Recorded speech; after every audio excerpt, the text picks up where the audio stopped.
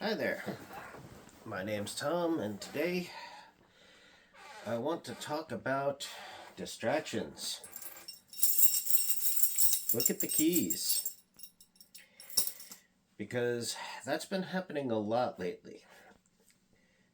Influencers and politicians, some clearly doing it deliberately, and some because they fell for the distractions are just passing it on, want to make sure you focus on one specific thing or a small number of specific things when it comes to the uh, Minneapolis church shooter.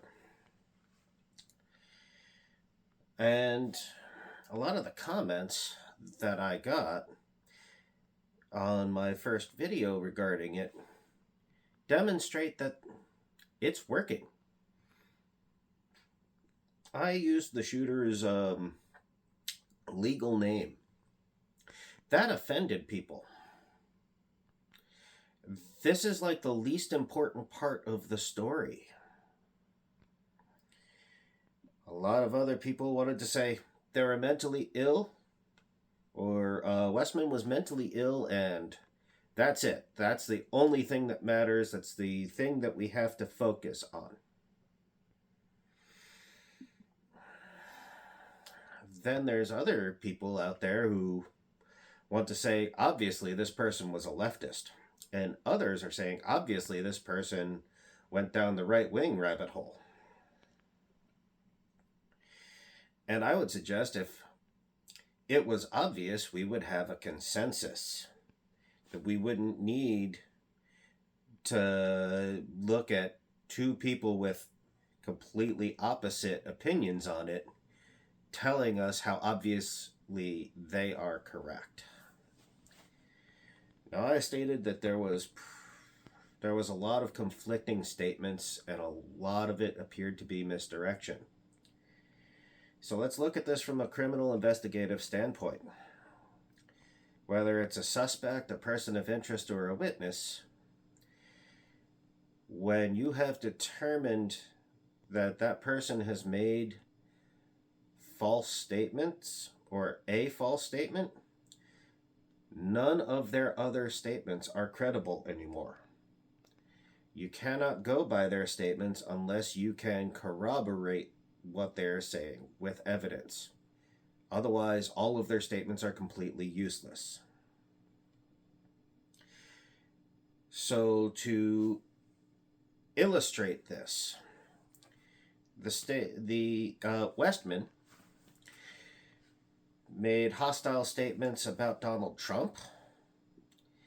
They made anti-Semitic statements. They made white supremacy statements. And it's worth noting that Westman's target wasn't a politician, nor was it a synagogue or Jewish people, nor was it black people, nor was it Muslims. Westman's target was the church Westman went to as a child, and Westman killed children and injured children. So when it comes to motive, politics is completely shot. We can agree they made a bunch of political statements. We can agree some of them were left-leaning and some of them were right-leaning. We can agree that a bunch of the statements were false. This was an individual with a lot of anger looking for a target for that anger. But in the end, it appears as though they focused their anger towards its source. Which makes me wonder what happened to Westman as a child at that church. Which brings me to the second topic. People trying to make sure you only focus on Westman was mentally ill. And that's the cause. Looking at this from a professional standpoint again, all fatal incidents have multiple points of failure. There are no exceptions to that. All fatal incidents have multiple causes that coalesce into the incident. So we have mental illness. I suspect it originated from childhood at that church, but I cannot prove that. So I cannot say with certainty that this is where everything began. But I can say it's more plausible than politics. Were they mentally ill? Probably. People want you to focus on gender identity in terms of mental illness. They don't want you focusing on things like PTSD or complex PTSD, homicidal ideation, suicidal ideation, substance abuse disorder, all these other things that, frankly, a lot of people live with, and they still own firearms.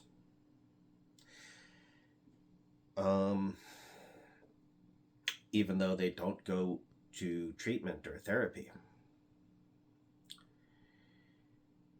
It's important to understand that, yes, there is a failure on the part of the individual to not go to treatment. There is a failure on the part of the individual, if they are going to treatment, to not going to the correct treatment. A lot of people very specifically look for medical professionals that tell them what they want to hear. Yes, you need those opioid pills. Or, oh no, people definitely go therapist shopping to find a therapist to tell them they're correct, instead of a therapist that will help them. Let's see, there's a failure on medical professionals when they choose not to alert law enforcement that their patient may be a danger to themselves and others, that they are an addict, or that they have suicidal or homicidal ideation and they are in possession of firearms. So that's 2 points of failure, one on the individual and one on healthcare services. 2 points of failure on healthcare services when you consider professionals that are willing to tell the patient what they want to hear.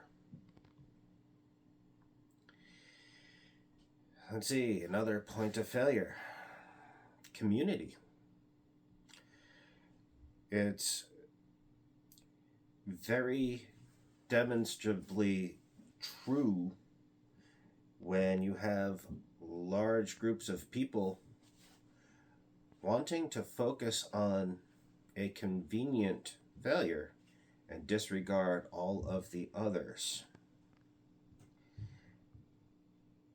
And I suspect that there was a failure in the community of the church when Westman was a child.